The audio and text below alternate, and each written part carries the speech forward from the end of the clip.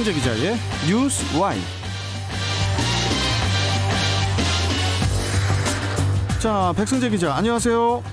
안녕하세요. 중부일보 백승재입니다. 예. 자, 송도 유원지를 기억하시는 분이 아직도 많으실 텐데요. 인천 연수구 옥년동에 있었던 유원지인데 1963년에 개장을 해서 1969년에 국민관광지로 지정이 됐다가 2011년에 폐쇄가 됐습니다. 이 자리에는 현재 중고차 수출단지가 들어서 있는데 이 중고차 수출단지를 남항 쪽으로 옮긴다고 하는데 또 이게 쉽지가 않다고 해요. 자, 우선 중고차 수출단지에 대해서 좀 설명 좀 해주십시오. 네. 옛 송도 유원지에 있는 중고차 수출단지는 인천을 넘어 대한민국 입장에서 매우 중요한 곳입니다. 전국의 중고차 수출 물동량이 38만 5천 대인데 이 중 90%인 34만 6천 대가 바로 옛 송도 유원지에 있는 중고차 수출단지에서 인천항을 통해 해외로 수출되기 때문인데요. 예. 이 때문에 이곳 중고차 수출단지는 우리나라 중고차 수출에서 매우 중요하고 인천 입장에서 중요합니다. 만약에 이 단지가 군산이나 평택 등이 있는 도시로 이전을 할 경우 인천항의 중고차 수출 물량이 확보되지 않고요. 이러면 인천 지역 중고차 수출 산업에도 타격을 받게 됩니다. 더욱이 인천은 한국GM이 있고요. 이에 따라 많은 부품업체가 있습니다. 또 인천시는 앞으로 인천을 수소 자동차, 미래 자동차 도시로 만들 계획이 있기 때문에 다양한 자동차 산업을 키워야 하고요. 이에 중고차 수출단지를 반드시 인천에 지속시켜야 하는 상황입니다. 그런데 옛 송도 유원지 일대는 개발 계획이 따로 있는데요. 문화시설과 호텔, 공원 등 이렇게 다양한 계획이 있는데 이 때문에 중고차 수출 업체 입장에서 새로운 부지가 필요합니다. 이에 인천항만공사는 이 중고차 수출단지를 남항 영무선 부두 인근 40만 제곱미터 규모의 항만 대우 부지에 친환경 최첨단 중고차 수출 클러스터인 스마트 오토밸리를 단계별로 조성할 예정입니다. 예. 자, 인천 지역 경제를 위해서도 매우 중요해 보이는데 그런데 왜 이전이 쉽지가 않다는 거죠? 잠깐 예전에 발생했던 문제를 설명을 드리고 말씀을 드리겠습니다. 예.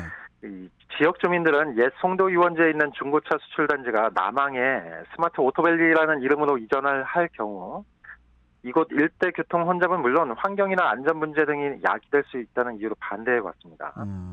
연안동의 한 주민의 경우 활어 유통센터 등 먹거리 산업이 많은 곳에 중고차 단지를 유치하는 것은 말도 안 된다며 이곳은 이전부터 석탄보도나 매연 등 수십 년간 이미 피해를 본 곳인데다 지금보다 더 슬럼화가 될 우려도 있다고 반발했는데요.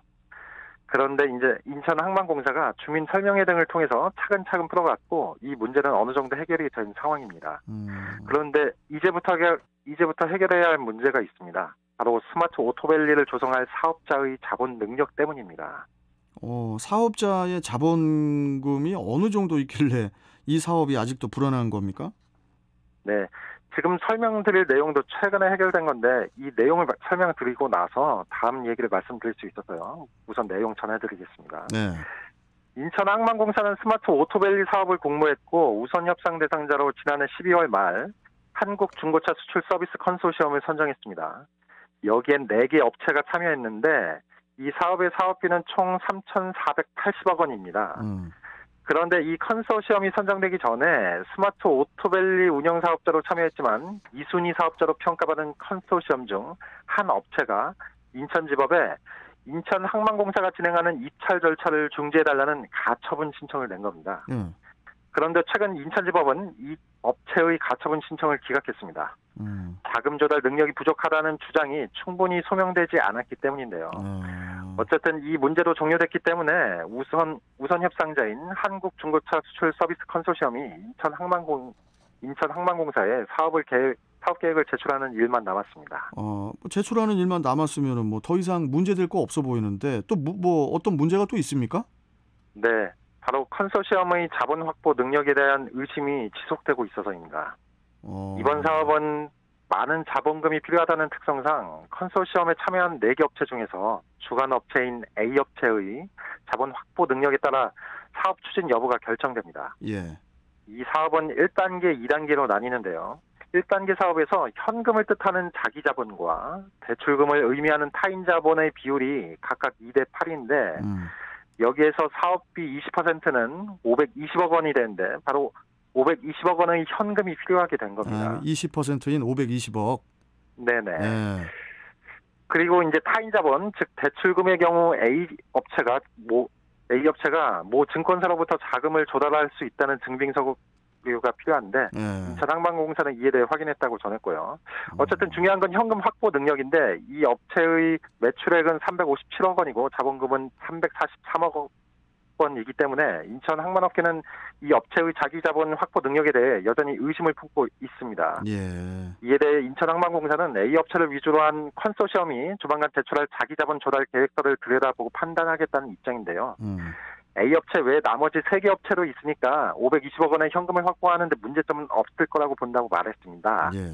다만 계획서 내용이 부족하면 보완을 요청할 텐데 믿음성을 주지 못하는 계획을 지속적으로 내놓는다면 협상이 깨질 수 있다면서 4월 이내에 협상을 끝내겠다고 했습니다. 알겠습니다. 자, 좋습니다. 오늘 말씀 여기까지 듣죠. 고맙습니다. 네, 고맙습니다. 네, 뉴스와이 중부일보 백승재 기자였고요.